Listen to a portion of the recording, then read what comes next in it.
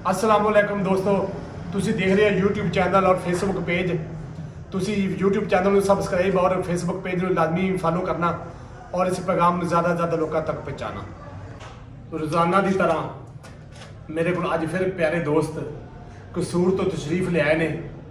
इन्होंने भी हाथों से और गर्दन से चंबल है और जी वीडियो बनाने असी या बना रहे हैं ये भाई और की इजाजत ना बना रहे हैं। इनका सिर्फ और सिर्फ मकसद है कि ताकि किसी होर मरीज तक साडा पैगाम ये वीडियो के जरिए पहुँचे ताकि दूसरे मरीज तक पैगाम पहुँचे और वो दवाई फी सबिलिल्लाह मुफ्त ले लें। और असी अल्लाह के हुक्म नाल अल्हम्दुलिल्लाह दवाई मुफ्त दे रहे हैं। तदरी और चंबल की दवाई असी मैं अपने वालदैन के साले सवाब वास्ते फी सबिलिल्लाह दवाई दे रहे हैं। तो चलो भाई ना गल करने। अस्सलाम वालेकुम। वालेकुम सलाम जी भाई आसो भाई कितों आए हो? मैं कसूर तो आया जी। कसूर तो ये कितना अरसा हो गया तुम चंबल में? तकरीबन 2 साल हो चले। 2 साल है। क्या इनका इलाज वगैरह करवाया तुम? इलाज करवाया बची नहीं ठीक है। मेरा कैमरा मैन तुम विखा सके तो क्लोज करके कि जो इन्होंने हाथ से या पैर से जिथे भी है दिखाना। आसो भाई देखना चेक करना कि यह इन्हों चंबल है और 2 साल तो है और जल्दी मर्ज है।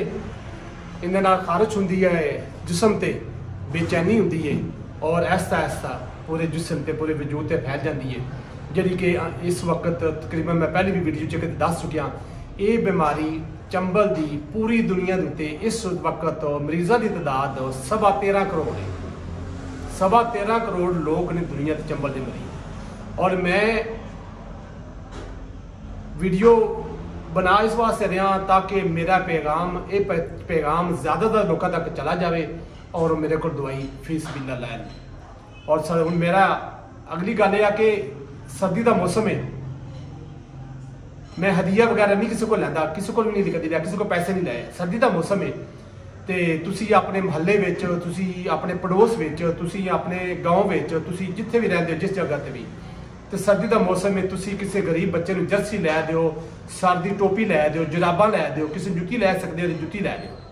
हदिया नहीं लैंदा। जो मरीज आता मेरे को तो मैं उन्होंने यही दसना कि तुसी अपने महल्ले विच तुसी गरीब नूं जर्सी कपड़े कोई चीज़ लै दो ताकि वो सर्दी तो बच जाए। मौसम के मुताबिक उन्होंने तुसी अपना लिबास वगैरह लै दो। जी मैं तुहानूं तरीका इस्तेमाल भी भाई अस बैठे ने उन्होंने दस देवां। इनका तरीका इस्तेमाल यह कि तुसी इसनूं ना जो मुतासरा हिस्सा है ना इसनूं मुकम्मल तौर पर साफ करना, साबन नाल साफ करना।